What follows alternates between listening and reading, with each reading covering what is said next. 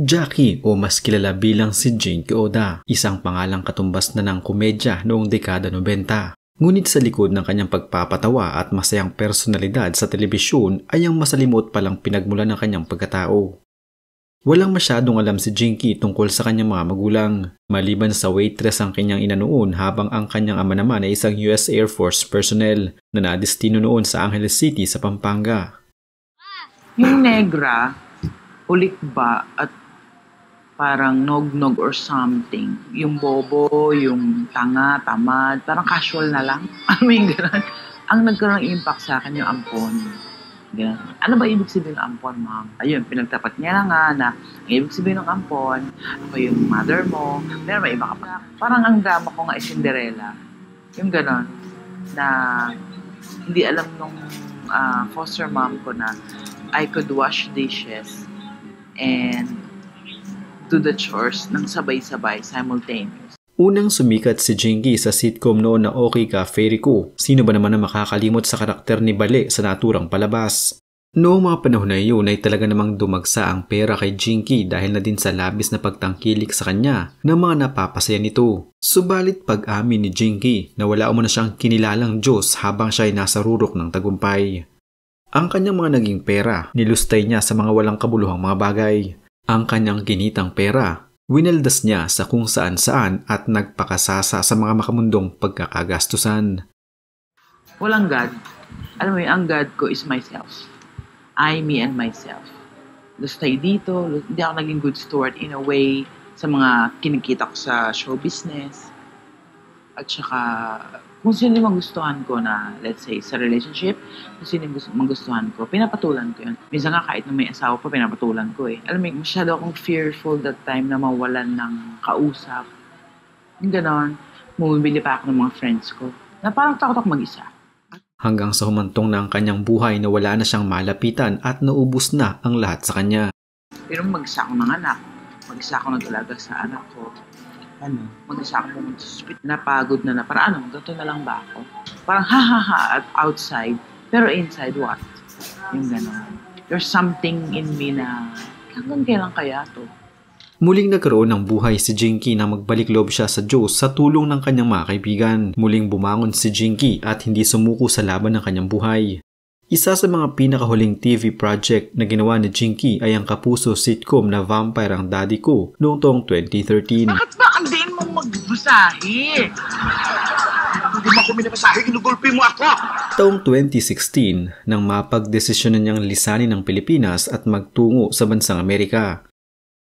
Hello mga kapuso ko dyan sa Pilipinas. Remember me? Jinky Oda of Okay Ka Fairy Ko. Samahan niyo po ako ang magprepare, papasok sa trabaho.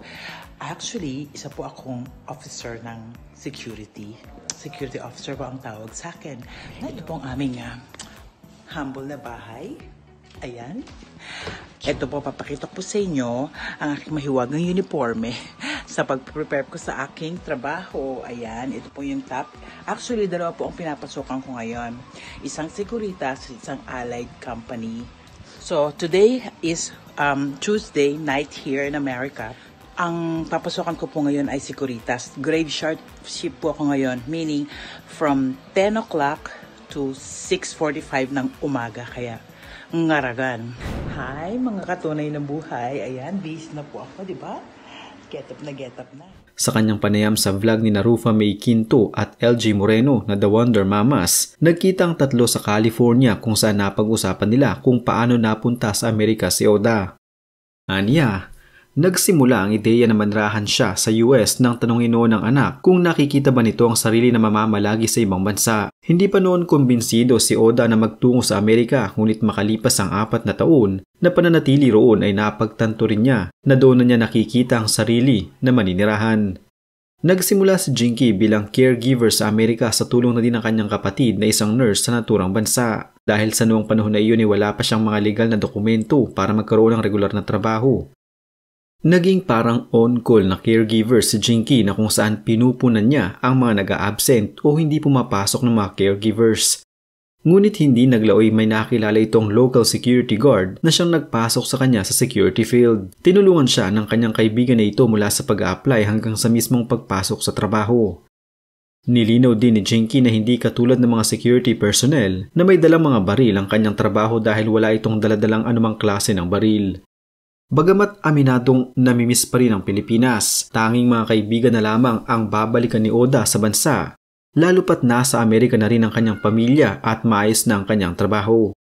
Kasal na ngayon si Jinky sa isang non-showbiz guy na nagngangalang Juan Alfaro kung pagbabasehan ng kanyang mga posts. Isa sa mga dahilan kung bakit nagdesisyong manirahan si Jinky sa Amerika ay upang makasama roon ang kanyang uniko iho na si Ricklan Recto. Si Ricklan ay anak ni Jinky kay former Batangas Vice Governor Ricky Recto na pumanaw noon lamang 1 ng Disyembre 2022. Pamilyado na si Ricklan at naninirahan sa Florida kasama ang asawa at mga anak. Sa totoo lang, hindi ko makita yung sarili ko sa Amerika. First year ko, the whole year, ano ka talaga, culture shock. Oh, okay. Oo, kasi walang tao. Nasaan ang tao? Paggabi na, di ba parang wala? Kapit-bahay mo nga, di mo kilala. Hello. Oo, totoo. At di ka guys sa atin, oh, kamusta na pati ulang? Tapos usapan na everything. Na-culture shock ako ng 1 taon. Wala ibang makakagawa ng solusyon kundi ikaw na lang din. So, kailangan kong i-adapt yung culture. This is it. I mean, Parang napagod ka na You have to accept na this is my life, this is my new life, I have to make it work. Dito dapat sa Amerika, ang kamay mo dapat octopus. Dahil yung foster sister ko nga is a nurse. Hi, ate. Hi, ate. Okay. So, marami siyang mga kilalang mga may-ari, mga Pilipino na mayayaman, na may mga facilities. So, dahil wala pa nga akong papers at that time, so parang ano lang ako, yung on-call caregiver. Okay naman. Kasi naman nga. Di ba nga 1 year nga ako nga, naubos ng savings. So, nga. Mahirap ba? Alin, pag-aalag? Oo, mahirap. Ano, sino inalagaan mo? Ang tinanggap ko lang naman puro one-on-one. I don't work in facilities kasi ang hirap talaga. Kasi although nakaka-experience ako sa facilities nung may papers na ako, nag-activity director ako, ginawa ko rin pang yung pagiging komedyante ko. Pinatawa ko ng pinatawa yung mga facilities. Yung mga matatanda. Sabi ko parang medyo mababa nga yung sweldo. At the same time, tsaka daily city yun, ang layo ko dun eh. Okay. So, at the time, wala pa akong kotse. Sabi ko, mag-change ako. So, patuloy pa rin yung one-on-one, pero one-on-one patient sa agency na. Itong nakakatawa, nung nagbabart pa lang ako na may nakilala kong guy na local, security guard siya, okay? Lumapit siya sa akin. Kasi parang siyempre, parang just to be polite, ngumiti lang ako. Kasi naman dito, ngiti-ngiti, parang ganun lang. Tapos biglang lumapit, nagpakilala. To make the long story short, siya yung nagpasok sa akin sa security office. Na written lang, tsaka more on video training, hindi naman yung talagang actual. Kasi I don't carry gun. Favor nga, konting training lang, tapos kumuha lang ako ng lisensya, kailangan kasi. Hindi siya stressful? Hindi siya, For security? Hindi, depende nga kung meron kang gun na dala, medyo stressful kasi you have to really like Shoot them. shoot them. Hindi. I mean, You have to there's a really like chance. alert and you know, kasi iba ang trabaho ng security sa police, just to mind